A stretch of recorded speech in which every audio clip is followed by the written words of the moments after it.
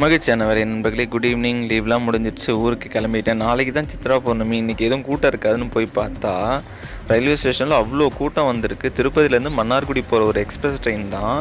அந்த ட்ரெயின்லேருந்து அரை மணி நேரமாக இறங்கிட்டே இருக்காங்க. ஆனால் இன்னும் கூட்டம் முடியவே இல்லை. அவ்வளோ பேர் வந்துகிட்டே இருக்காங்க. அதுவும் ரயில்வே ஸ்டேஷன்லேருந்தே கிரிவலம் ஸ்டார்ட் பண்ணிட்டாங்களோ என்னவோன்னு நான் பார்த்துட்டே இருக்கேன். அதுலேயும் ஆந்திராலேருந்து வர டிவோட்டிஸ்லாம் இப்போ அதிகமாகிட்டாங்க. எங்கே பார்த்தாலும் தெலுங்குக்காரங்களாக தான் சுற்றிட்டு இருக்காங்க. இது என் ஊரா இல்லை ஆந்திராவில் இருக்கனானே எனக்கு கன்ஃபியூஷன் ஆகிடுது சம்டைமு. கொஞ்சம் ஹெட்டேக்காக இருக்கிற மாதிரி இருந்துச்சு. அதனால் ஒரு பாதாம் பால் வாங்கிட்டு ட்ரெயின் வர வரைக்கும் வெயிட் பண்ணிகிட்டு இருந்தேன். சரி, ட்ரெயின் வந்ததும் கூட்டமாக இருக்குன்னு பார்த்தா இறங்குற கூட்டம் தான் அதிகம், ஏறுற கூட்டம் அதிகமாகவே இல்லை. அதுவும் எவ்வளோ ஃப்ரீயாக இருக்குது பாருங்கள்.